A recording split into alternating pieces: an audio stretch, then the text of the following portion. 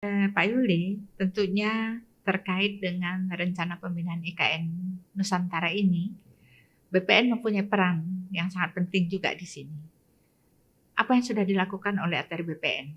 Mungkin Pak Yuli dapat menjelaskan.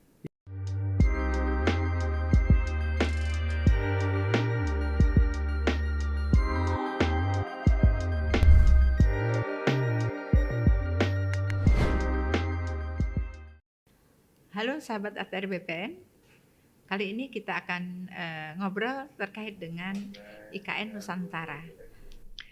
DPR RI secara resmi telah mengesahkan Undang-Undang IKN pada bulan Februari 2022 yang lalu. Dengan adanya Undang-Undang IKN yang telah disahkan kemarin, telah menjadi sebuah kepastian hukum dalam pelaksanaan pemindahan ibu kota negara. Adapun alasan pemindahan ibu kota negara adalah penduduk Pulau Jawa yang sangat padat, krisis air bersih di Pulau Jawa, konversi lahan terbesar terjadi di Pulau Jawa.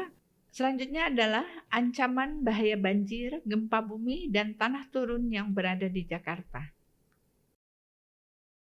Telah hadir di hadapan saya Direktur Survei Pemetaan Tematik Bapak Yuli Mardiono. Selamat datang di podcast Kementerian ATR BPN, Pak Yuli. Terima kasih. Ya, kita akan ngobrol dengan Pak Yuli.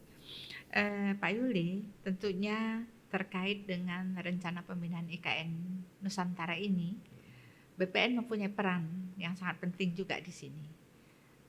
Apa yang sudah dilakukan oleh ATR BPN?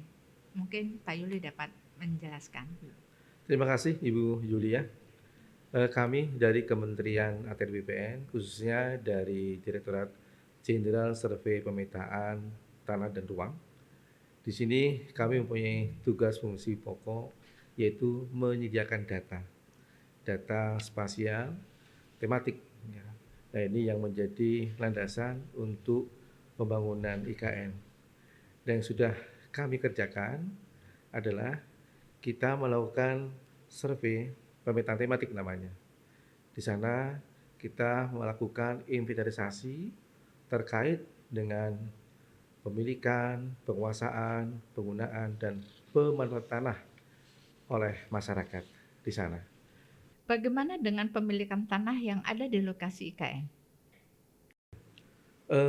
Begini Bu Yulia, bahwa kita melakukan identifikasi terhadap P4T tadi, penguasaannya kita identifikasi, pemilikan, sampai penggunaan pemanfaatan. Ini sangat penting sekali karena kita berbasis bidang tanah, sehingga tidak ada yang luput dari pemetaan kita, sehingga nanti ini jangan sampai ada hak kepedataan masyarakat yang terlanggar. Sehingga ini merupakan fondasi untuk mengambil kebijakan yang akan datang. Pak Dir, Ya. Berapa luasan kawasan IKN Nusantara yang dipersiapkan? Ya. Jadi luasan darat sekitar 256.000 hektar, Ibu. Itu yang sudah kita laksanakan. Ya. Pak Dir, dari 256.000 hektar, saat ini di lokasi itu pemanfaatannya untuk apa saja?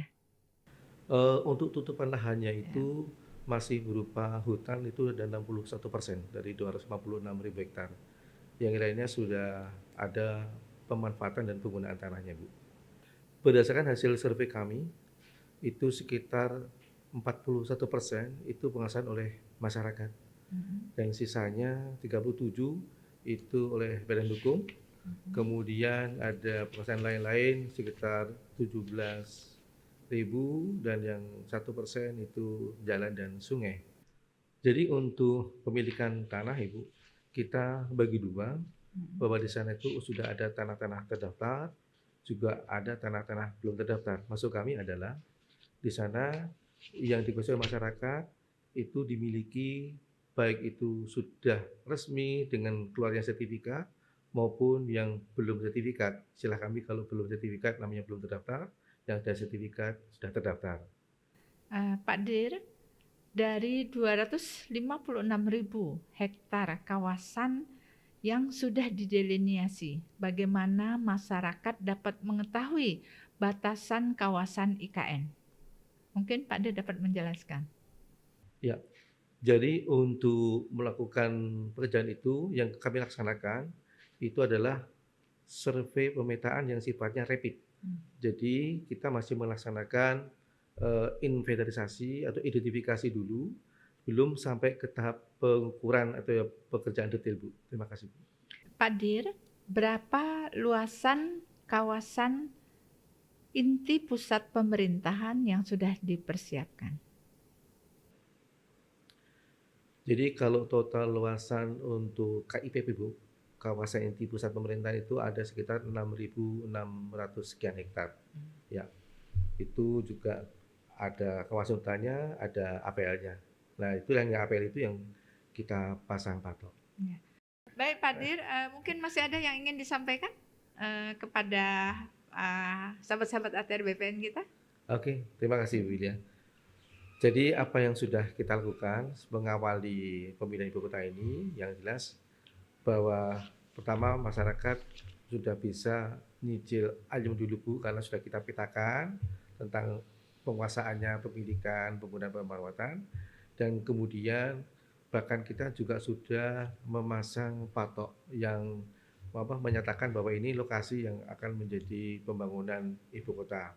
Nah, untuk itu pesan dari kami kepada teman-teman semuanya, Bapak Ibu sekalian, sahabat ATR BPN, tolong untuk ikut menjaga patok beserta pelangnya, karena ini sangat membantu bagi kita semuanya dalam kelancaran pembangunan, sehingga tidak ada nanti sampai 2 kali, 3 kali kerja, cukup sekali kita pasang, kemudian ini menjadi acuan teman-teman berikutnya untuk melaksanakan pembangunan.